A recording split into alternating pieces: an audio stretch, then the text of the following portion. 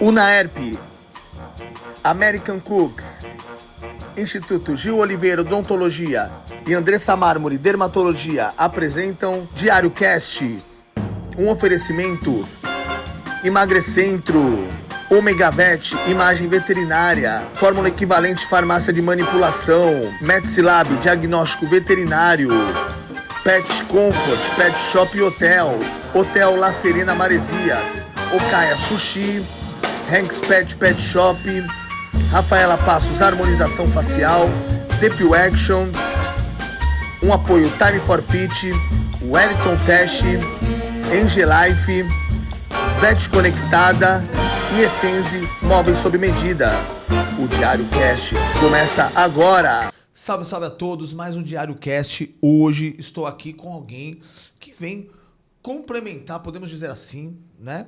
Um assunto que já foi abordado aqui, mas é um assunto na parte de empreendedorismo e ele vai falar hoje sobre a especialidade dele. Estou aqui com nada menos do que o doutor médico veterinário da parte oncológica. Se eu tiver errado, você me corrige. Certinho. Tá certo? Doutor Bruno Roque, da Ômega Vet Imagem Veterinária. Obrigado, Leandro. Obrigado pelo convite, cara. Prazer estar aqui. O prazer é todo nosso. Doutor Bruno, como começou a sua jornada na medicina veterinária? Cara, acho que para a maioria dos veterinários é o amor pelos animais. Então, essa é a sementinha que faz a gente buscar essa área. Só que a medicina veterinária ela é muito grande, né? Então, você entra na faculdade, você tem contato com grandes, com pequenos. Dentro da área de pequenos, você tem um leque de possibilidades também. Então, eu fiz faculdade no interior porque, na época, me atraía grandes animais. A hora que eu conheci o que era grandes animais, aí eu descobri que não era a minha praia. Mas lá em Marília, eu tive esse primeiro contato com cirurgia, com a clínica de pequenos animais. E dali, foi o que eu estava falando nos bastidores para você, né? Eu cheguei onde eu cheguei por conta de uma série de eventos que deram errado. Então, toda vez que uma porta se fechava, eu buscava uma alternativa e essa alternativa era uma alternativa ok. E nesse caminho todo aí, de 18 anos de formado, eu fui construindo a minha profissão tal qual eu exerço ela hoje. Em que momento o senhor decidiu, né? A gente conversou um pouquinho antes, inclusive, você falou agora dos bastidores, né? Sobre a sua especialidade. Mas que momento que virou a chave e falou, não, eu vou ser especialista oncológico, vou ser especialista de cirurgia oncológica? Cara, eu fiz minha faculdade com o FIES. Então, eu vinha de uma família de classe média, ali, nadando, se parar de remar, afunda o barco. Então, depois que eu me formei, foram 10 anos pagando o financiamento. Tinha que trabalhar.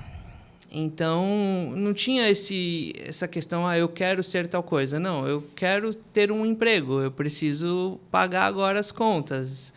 E eu fui tentando, fiz prova de mestrado, eu sempre gostei muito de cirurgia, então cirurgia era algo que me atraía. Mas até aí chegar na oncologia não foi uma escolha, foi a oportunidade que apareceu.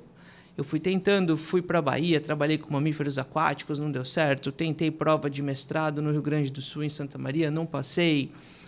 Fiz outras provas de residência e fui atirando. E nenhum tiro que eu dava acertava. E nessa eu ficava fazendo pequenos trabalhinhos ali, como todo recém-formado, né? Faz plantão, faz um atendimento ali, outro acolá. E minha mãe chegou uma época e disse assim, filho, volta para Santos, porque tudo isso eu estava em Marília, né? Volta para Santos. Tá passando aperto aí à toa. Falei, não, mãe, aqui as pessoas me conhecem, então a oportunidade vai vir daqui. E ali, dito e feito, 1 ano de formado, eu recebi uma oportunidade para trabalhar em Ribeirão Preto com o professor da Unesp de Jabuticabal.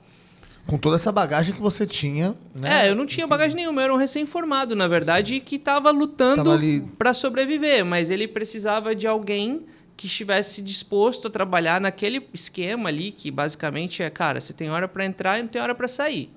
Mas você tinha ido para Bahia, feito mamíferos marinhos, sim, mas ali foi murro em ponta de faca, né, cara? Ali é desespero, assim, você quer se encaixar no mercado, você precisa trabalhar, então qualquer oportunidade que tivesse, até no açougue, porque assim, você sabe que veterinário precisa, assim, você tem um estabelecimento que comercializa produtos de origem animal, precisa ter um responsável técnico veterinário naquele estabelecimento. Então, até para essa área, eu estava enveredando. Eu falei, eu preciso trabalhar, seja onde for. Até que surgiu essa oportunidade de trabalhar com esse professor lá em Ribeirão Preto, que é pertinho de Jaboticabal. E lá foram 4 anos trabalhando com ele. Lá eu mergulhei dentro da cirurgia, dentro da oncologia. Foi lá que a oncologia foi introduzida para mim. Tá? E ali eu fiz o meu mestrado, enfim. Aí tudo começou. Foi ali. 2008, para ser mais exato. E o que te motivou a fundar a Omegavet? A Carol já contou um pouco dessa história aqui pra gente, a doutora Carol, tá? E assim, qual que foi a visão inicial desse projeto? O mérito todo é da Carol, né? Eu, na verdade, eu falo que eu peguei carona na bênção. O mérito é dela. Na verdade, assim, nós nos conhecemos, começamos a namorar, nos casamos e tudo mais. E, cara, como um casal de negócios, ela estava focada na empresa dela de imagem, como radiologista, ultrassonografista, e eu fazendo a parte oncológica. Então, nós trabalhávamos em paralelo, um ajudando o outro. Quando ela deu o start do Ômega, lá no Marapet, eu falei, opa, vou ter minha sala também, vou começar a canalizar. Então, nós demos um passo que acreditávamos que era um passo grande naquele momento, porque tanto eu como ela fazíamos muito volante. O que é volante? Atende aqui. No mesmo dia, eu estava em São Vicente, Cubatão, Praia Grande, Guarujá. A vida era dentro do carro, indo para cada lugar, né? Falei, não, vamos centralizar. Esse foi o start. A gente assumiu o risco.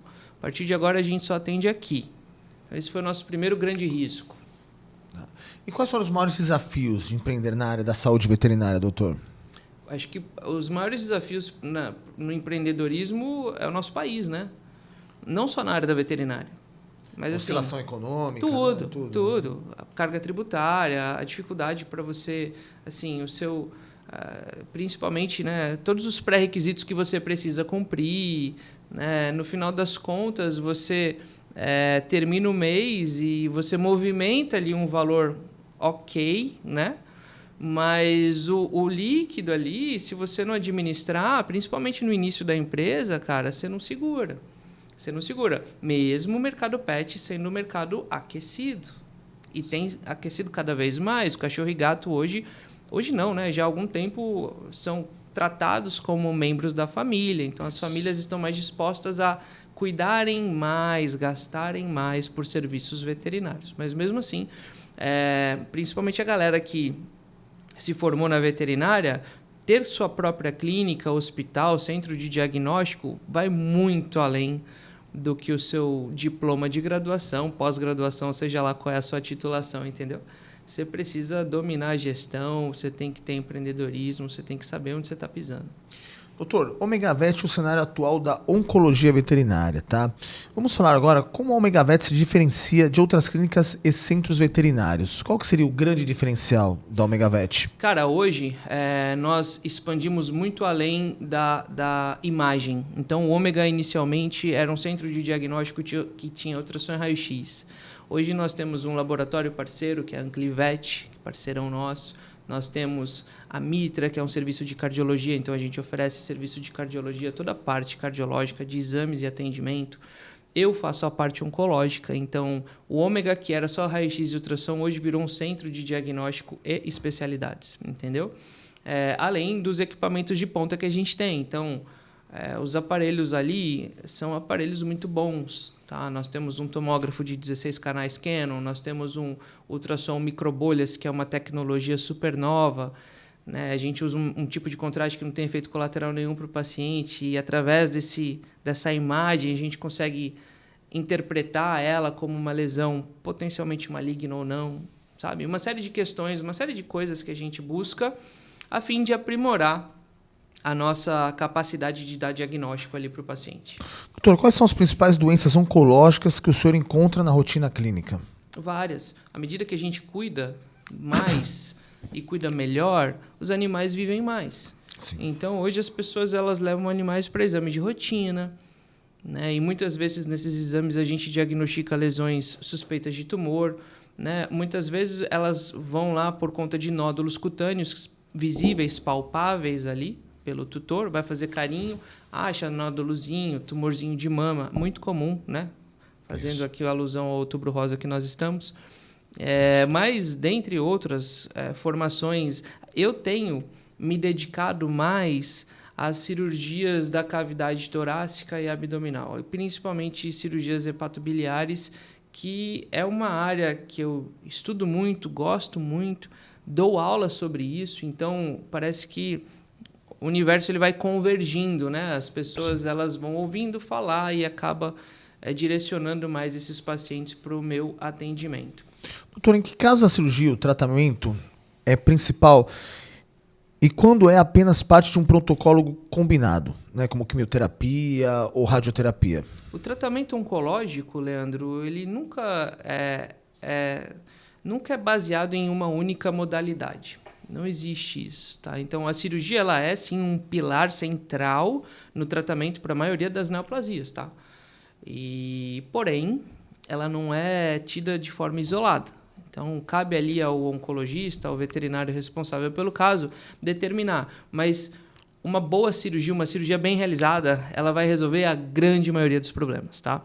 Como eu disse, ela não é um tratamento isolado, ela faz parte de todo um cuidado, inclusive com o tutor. Nós não tratamos apenas o paciente, a gente trata a família do paciente. Então, tem uma série de questões que vão além da doença. Perfeito. E como que tem evoluído o tratamento do câncer em animais nos últimos anos, doutor? Cara, assim como a medicina veterinária, ela puxa muita coisa da medicina, né? Então, a medicina veterinária vai herdando os avanços da medicina, tá? E dentro da oncologia, hoje a gente já faz testes genéticos, assim como a medicina oferece para os pacientes humanos, a gente oferece para os nossos animais. A gente tem meios de diagnóstico minimamente invasivo, através de biópsias guiadas. O próprio exame de imagem, tem muito artigo científico que correlaciona aquele achado de imagem com alterações histopatológicas, sabe? A gente tem muito embasamento científico. Então, estamos bem à frente. Se comparar com a medicina veterinária de quando eu entrei, por exemplo, eu entrei em 2007. 2002. Me formei em 2007. Então, quando eu entrei, veterinário era o veterinário que fazia de tudo, cuidava do cachorrinho, do gatinho, entendeu? Ele tinha ali uma injeçãozinha para dor, anti-inflamatório, antibiótico, vai para casa, me fala se melhorou. Hoje não, é muito segmentado. É muito segmentado. A própria família já busca, olha, meu cachorro está com problema de pele, eu preciso de um dermato, por exemplo, sabe? Então já existe uma conscientização da própria sociedade brasileira nesse sentido, principalmente aqui no nosso entorno, né? Santos, São Paulo, as grandes capitais. Os tutores hoje estão mais conscientes sobre o diagnóstico precoce do câncer em pets? Acredito que sim. O Brasil é muito grande, então eu dou aula em várias regiões. E isso muda, tá? Dependendo da região que você está. Mas dentro aqui da nossa região, e falando mais do nosso núcleo, que é a Baixada Santista, sim. As pessoas elas estão mais preocupadas em buscar tratamentos precoces quando identificam algum probleminha, suspeita para tumor, tá? Então, eu acho que isso ajuda bastante no desfecho. Sim. E quais as tecnologias ou protocolos, doutor, mais evolucionaram o trabalho de vocês recentemente? Dentro da cirurgia, Leandro, a gente trabalha com muita tecnologia. Como eu disse, herdada da medicina. Então, nós temos bisturis avançados que selam vasos até relativamente calibrosos, com segurança. Nós temos equipamentos de coagulação avançados, nós temos a própria videocirurgia, que nem é nova mais na medicina, né? Mas começa a entrar na medicina veterinária. Nos últimos anos, cada vez mais veterinários estão utilizando a videocirurgia, a videolaparoscopia para determinados procedimentos. Então, tudo isso acaba tornando o procedimento mais seguro, menos invasivo, a recuperação no pós-operatório acaba sendo melhor. É uma série de benefícios. Doutor, quais são os principais desafios de uma cirurgia oncológica veterinária, tá? Aí, não está no script aqui, mas eu vou adentrar um pouco no assunto. O pet ele corre um risco de vida quando se trata de uma cirurgia dessa? Na maioria das vezes, ou não? A gente fala de hoje cirurgias seguras em relação a essa parte oncológica. Uma coisa que é muito importante, assim, Cirurgia oncológica é muito ampla, sabe? Eu vou tirar um tumorzinho cutâneo, é uma cirurgia oncológica, se for um tumor maligno. Eu vou operar um tumor no fígado, é uma cirurgia oncológica, mas são cirurgias diferentes. O risco intraoperatório, ele existe, mas o que as pessoas não sabem sobre risco cirúrgico é que as complicações, na maioria das vezes, vamos falar de cirurgia complexa, tá? Certo. Vamos falar de cirurgia delicada, tumor infiltrado próximo de grandes vasos. Vamos falar de tumor de adrenal, por exemplo, invadindo veia cava. Vamos falar de tumor hepático, tumor no pâncreas. Algumas regiões do intestino também são desafiadoras, pulmão. Então, esse tipo de cirurgia tem um risco maior de complicação, tá? E o que as pessoas não sabem é que esse risco ele continua quando a cirurgia acaba. Aliás, as pessoas, de forma geral, têm muito medo da cirurgia. Do ato em si. Do ato em si. Mas o problema, dificilmente a gente perde um paciente numa mesa de cirurgia, tá? É muito raro isso acontecer, porque é um ambiente muito controlado, tanto por quem está operando, quanto por quem está anestesiando. Então, você tem muitos parâmetros ali em tempo real que mantém aquele paciente vivo. Tá? Então, onde os problemas eles começam a surgir? A gente fez uma cirurgia X, certo? Esse paciente ele vai para uma UTI, vai para um pós-operatório, vai para uma internação normal. O corpo ele começa a reagir ao trauma. E isso acontece no pós-operatório. Eu costumo dizer o seguinte, presta atenção. A cirurgia é o ato de você jogar uma pedrinha no lago. Então, o ato de você jogar uma pedrinha no lago é um ato isolado e rápido. Você joga uma pedra, plum, ela afunda, acabou. Agora, o pós-operatório são as ondinhas que essa pedra causou. Essas ondinhas, elas continuam. A pedra já está no fundo, mas as ondinhas, elas continuam. As complicações, elas acontecem no pós-operatório. O pós-operatório, ele é tão importante quanto a cirurgia. É porque você acaba fechando ali, você mexeu em algo que estava... Dizem que quando você mexe no câncer, né? Podemos dizer assim, né? A gente fala tumor. Piora? Né? Piora. Não, isso né? é mito. Isso é mito? Uhum. Se fosse assim, não, já tinham extinguido a cirurgia dos tratamentos de câncer. Sim. Concorda? Sim. A medicina, os grandes centros continuam operando. Isso é mito. É que tem aquele mito, né? Quando a pessoa descobre que está com câncer, putz, aí o cara já... Na verdade, assim, o que falta, na minha opinião? Falta planejamento, falta você saber quem é o paciente que tem indicação de cirurgia. Até isso que eu ia te perguntar, né? Como que é feito esse planejamento da cirurgia oncológica, doutor? A gente usa muito a imagem, né? Principalmente para cirurgias de cavidade, que são cirurgias mais delicadas, a gente usa muito a tomografia. Então, entrar sem um planejamento cirúrgico... Hoje a gente sabe o que a gente vai fazer antes de fazer, entendeu? Lógico, existem vieses ali que somente na cirurgia você vai ter que lidar. Mas você não entra no escuro, vamos abrir e lá na hora eu vejo o que eu faço. Isso não existe. A não ser que seja uma emergência. Mas emergência é emergência, né? O paciente está com tumor rompido, está sangrando, tá, aí realmente é uma emergência. Salvo isso, você tem tempo de planejar, de preparar, e você prepara de que forma? Pedindo todos os exames pré-operatórios, analisando bem a imagem, se preparando para uma potencial perda de sangue. Então, tem sempre uma bolsa de sangue testada para aquele paciente. Na maioria das vezes, a gente não usa. A imensa maioria das vezes, a gente não transfunde, mas tem sempre uma bolsa de sangue lá. Então, é aquela história. Você se prepara para o pior e você torce para que o pior não aconteça. Mas, se acontecer... Tem lá, entendeu? Está preparado, você está preparado. Já tem um ambiente todo preparado.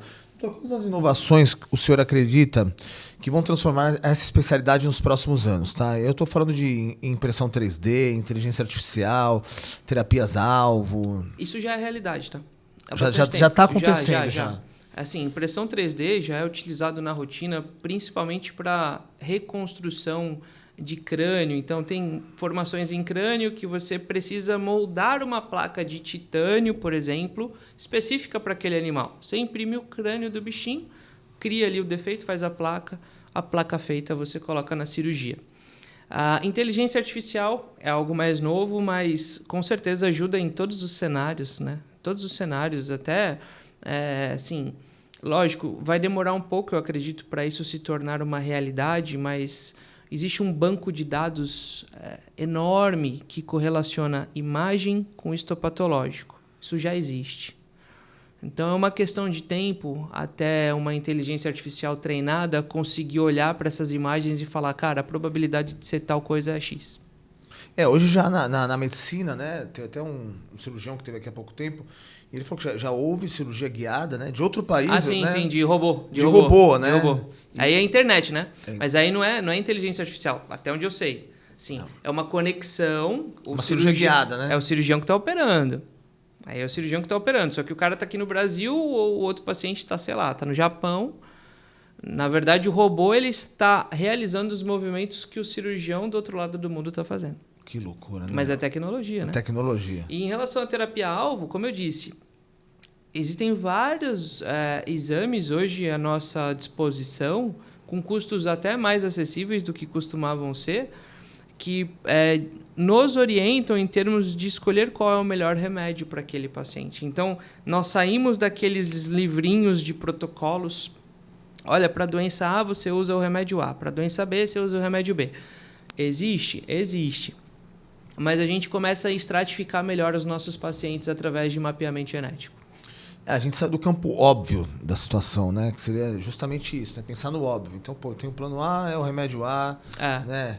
Basicamente isso. Aspectos emocionais e relacionamento com os tutores, doutor. É uma hype agora que a gente vai pegar do momento.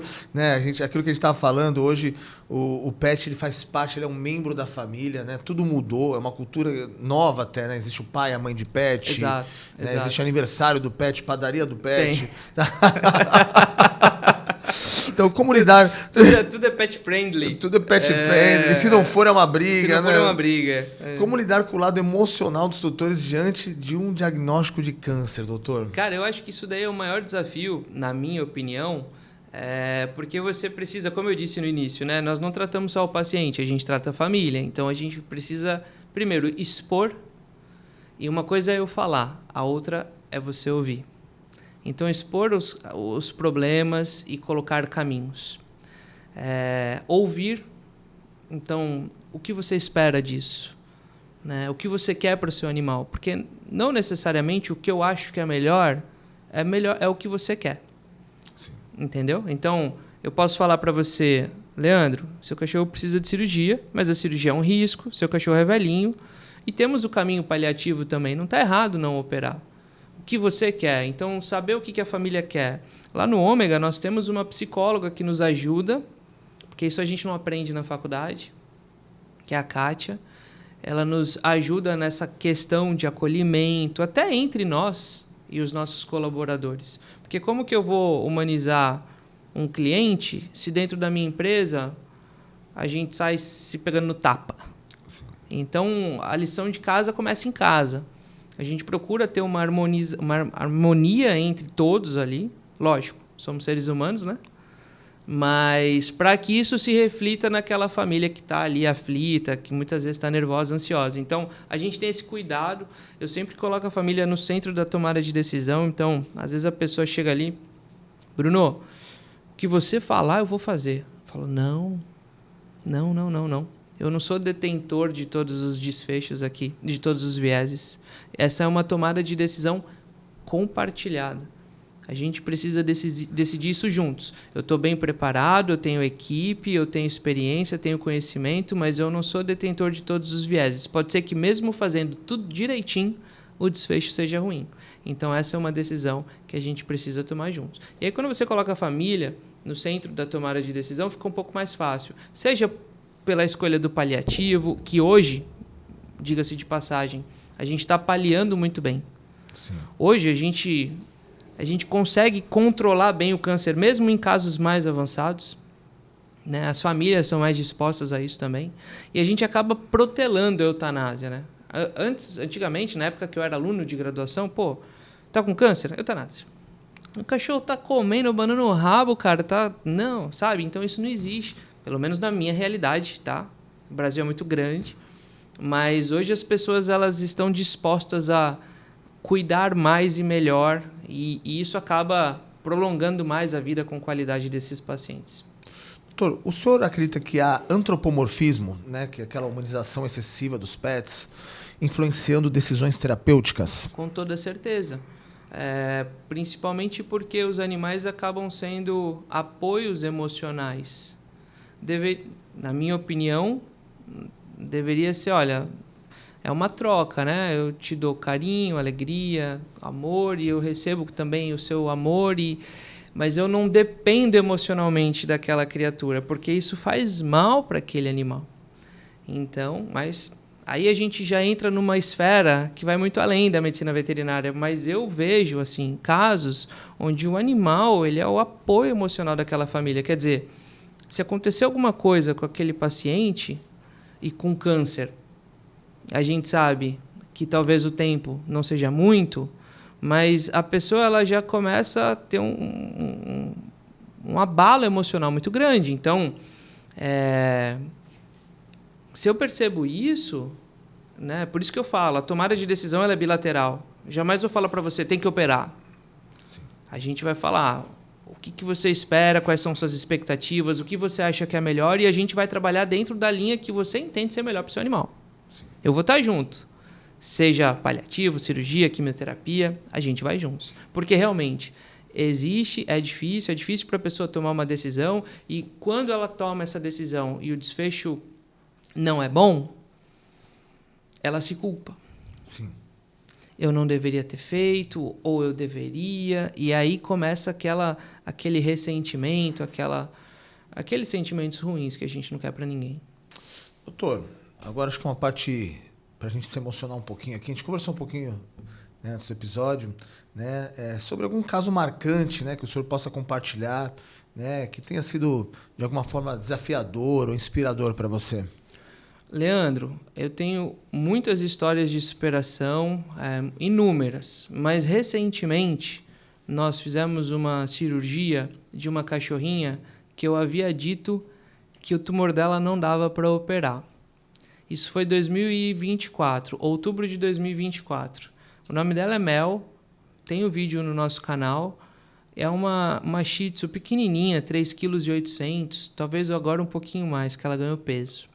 Mas ela fez um ultrassom, viu um grande tumor no fígado, passou conosco, uma família muito querida, o André e a Carla. Eu falei, André, quando a gente viu a tomografia, falei, André, esse tumor não é cirúrgico, cara. Sua cachorrinha está bem, mas esse tumor não dá para... Assim, o risco de mexer nele é muito alto.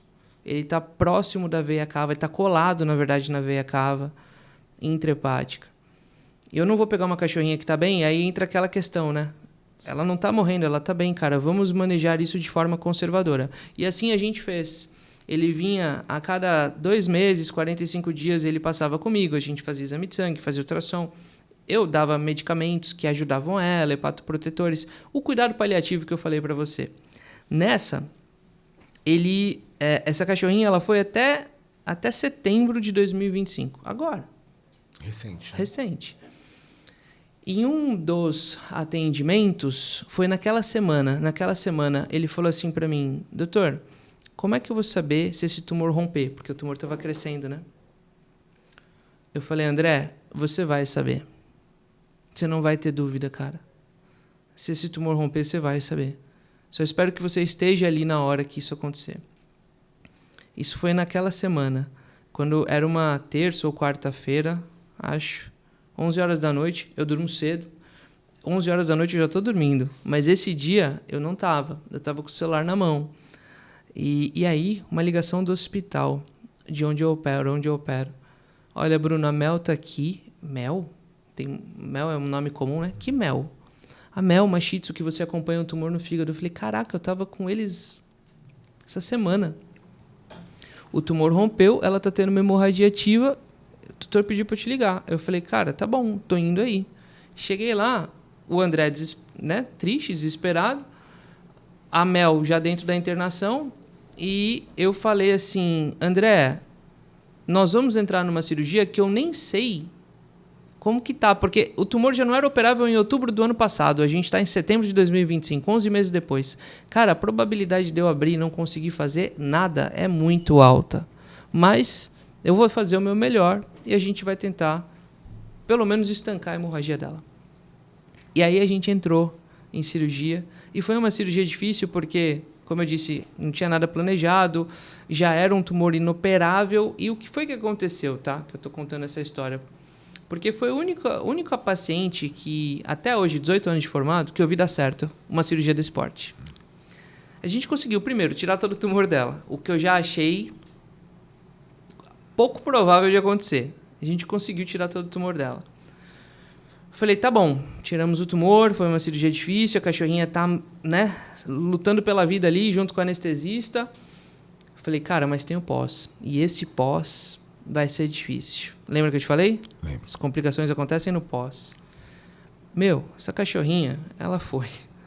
Foi, e foi indo, e foi indo, e foi indo, e foi indo, e a cachorra tá ótima. Tá em casa, tá ótima. Tá ótima. Que loucura, mano. Foi começo de setembro, eu acho. A gente tá...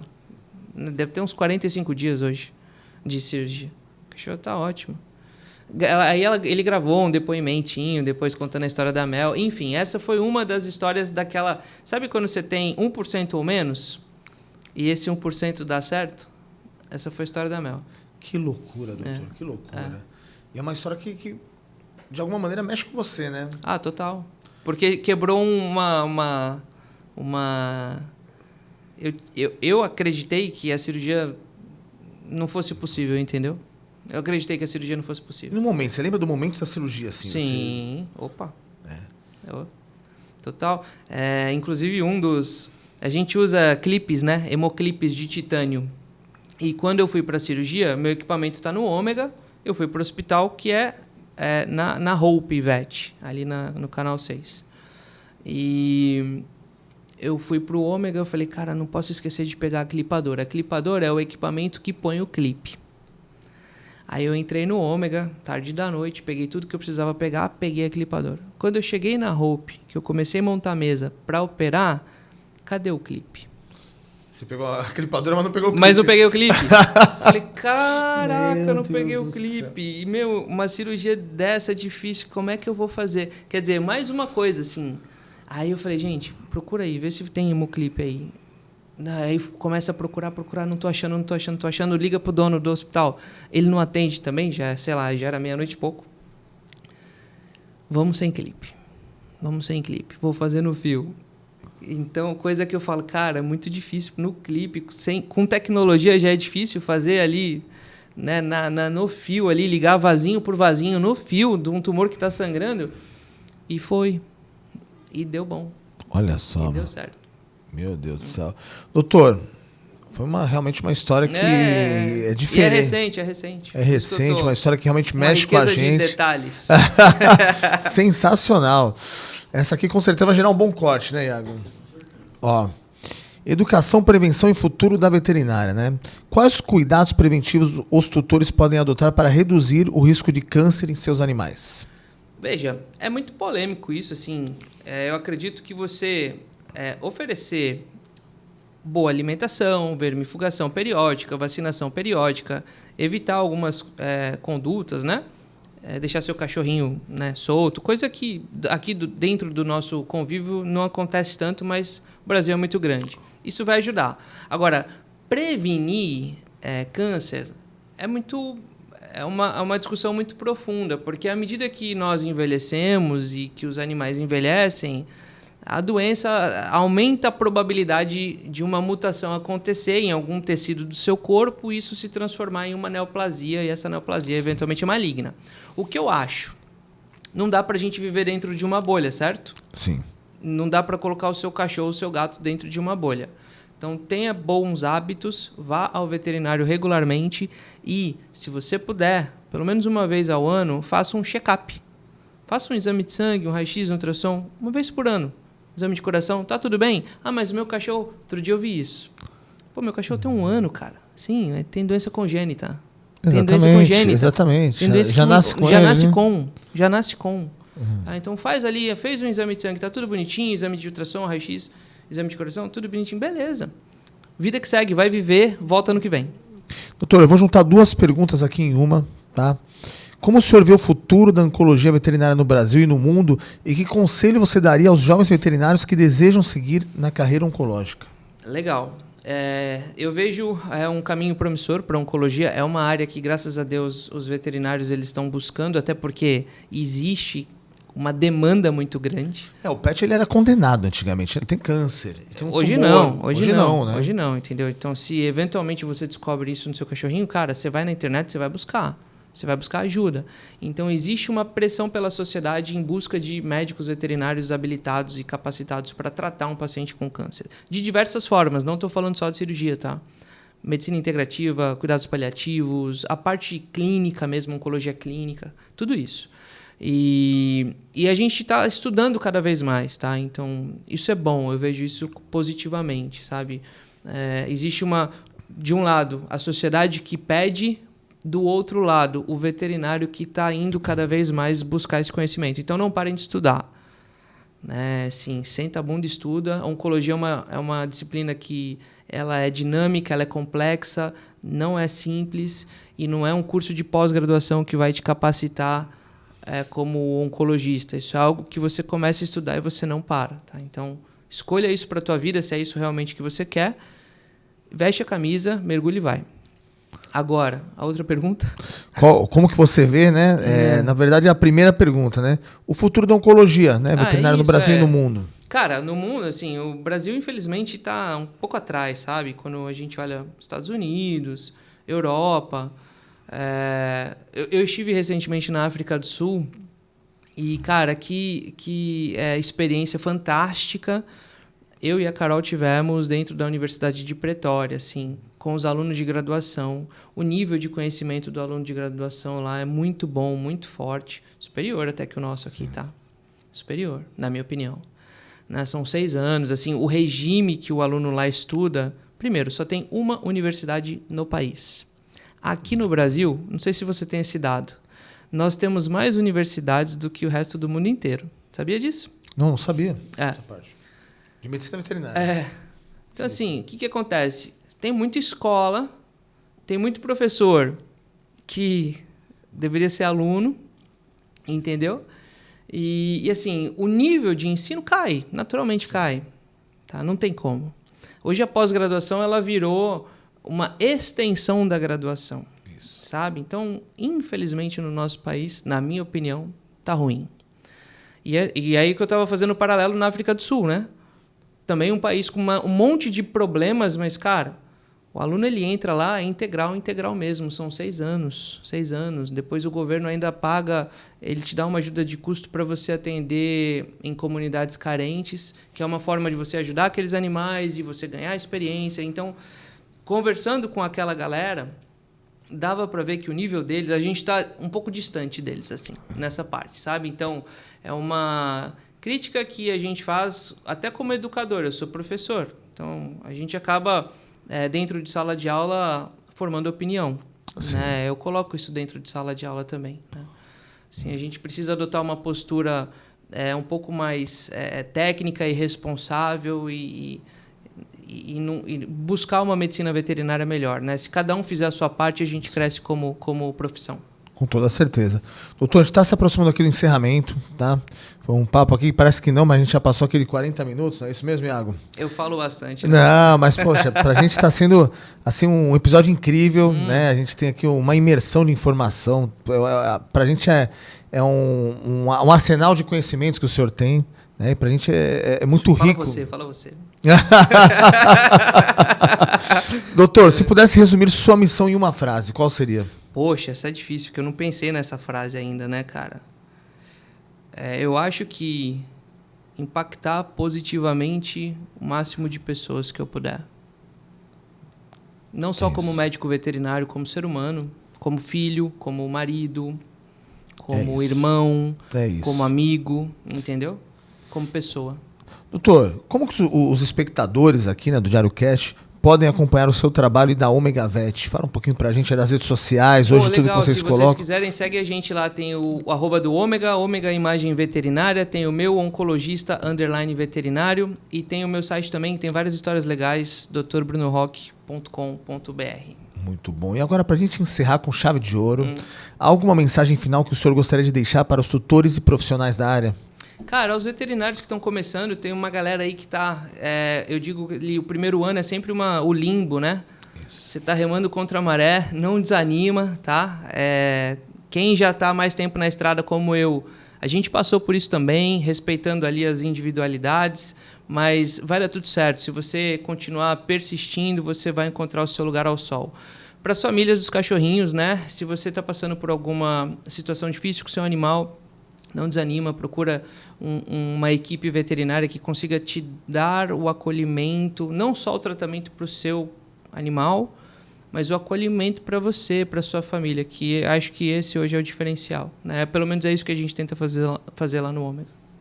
Doutor, foi um prazer ter você aqui. O prazer é todo meu, obrigado. Foi uma honra, tá? É o que eu disse há pouco aqui, né? Pra gente foi um episódio enriquecedor em relação ao conhecimento, né? Trazer um pouquinho da sua experiência de vida também, dividir aqui com a gente, tá? Esperamos aqui vocês, digo você, sua esposa, a Omega Vet, obrigado. que tá com a gente já há quase 2 décadas aí, né? Isso aí, parceiros de longa data. Parceiro de longa data, entre mídia e serviços na cidade. Acho que muito, muito legal mesmo. Eu sou um fã de vocês, eu sou um heavy user lá. Já usei várias vezes lá a clínica lá com meus pets também. Tá? Realmente é bom de ter um lugar que a gente tem essa confiança. A doutora Carol teve um episódio com a gente que ela descobriu, né, uma doença. Eu adotei um gato, né, durante a pandemia. E ele veio com aquela tríade, né? Sim. Só que ele tinha muito mais que a tríade, tadinho. Ele ficou diabético, ele ficou cego. Aconteceu de tudo com aquele gato, tadinho, meu. Mas eu consegui dar uma pós-vida pra ele, né? Eu encontrei ele numa garagem, num cantinho, magrinho, com coleira. Provavelmente, eu acho que o tutor dele já tinha largado mão, abandonou ele ali. E aí a gente pegou e ele viveu, inclusive, na minha outra agência, onde a gente gravava antigamente ali o podcast. E ele teve uma sobrevida de 3 anos e quem fez o diagnóstico foi a doutora Carol. Ela lembrou disso aqui, foi muito legal. Foi muito bacana. Que bom que ela conseguiu ajudar de alguma forma. Ele não tinha um pedaço do intestino. Caramba. Então realmente foi um caso especial. Talvez a gente não sabe como isso aconteceu, mas a gente pensou que de repente fosse congênito também, como você falou, muita coisa às vezes é congênita, né? Exato. Ele não era um gato de muita idade, né? Mas enfim, né? Vocês fizeram parte da minha história também de alguma maneira, como fizeram parte da história de muitos santistas, muita gente que está assistindo esse episódio aqui, que vai lembrar do senhor com muito carinho, com certeza. Obrigado, tá certo? Obrigado, querido. Obrigado mais uma vez pela oportunidade, foi um prazer estar aqui. Doutor, muito obrigado, viu? Valeu. Obrigado.